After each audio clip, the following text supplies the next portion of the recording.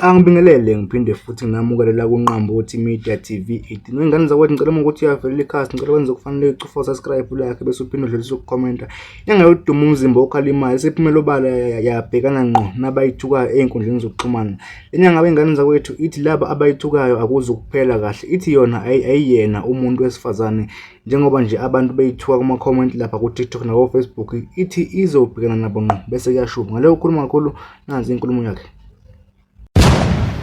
Ake nginibingelele bafowethu nodadewethu. Uyazi lapha kuma-comment mawusibhalile noma sipostile kunabantu abanokukhuluma ukuthanda kwabo beshe yonke into abayithandayo. Bafowethu, especially mina njengoba ngisuke ngithula ngingaphenduli, angiyona intombazane mina.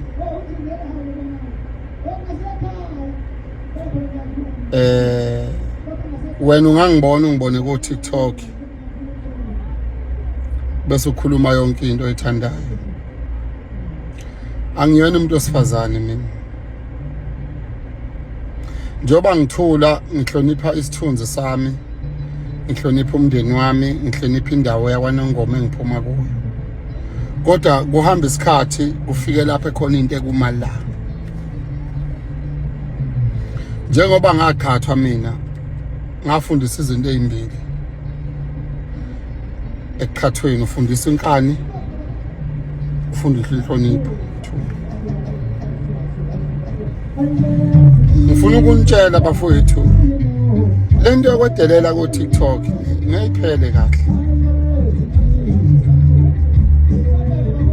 Bukani, umenzi uyakhohlwa kodwa umenziwa akakhohlwa.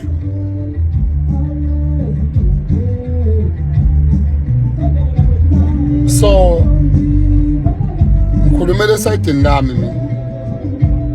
Hayi ukuthi ama-comment wena ngiwaboni, futhi hayi ukuthi ngeke ngikwazi ukuwaphendula. Kodwa kufuneka nazi ukuthi umenzi uyakhohlwa kodwa umenziwa akakhohlwa. So lento eniyenzayo ngeke iphele kahle. Mina angihlali ngingaphenduli ngoba ngingenawo umlomo wokuphendula. Nikhomenta nisho nikushoyo, nikukhuluma konke ukuthanda la kuma-comment. Singene kuma-profile wenu sinibone ukuthi nisebenzaphi nenzani. Sinibuke nje.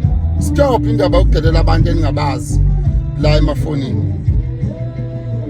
Ngiyanicela.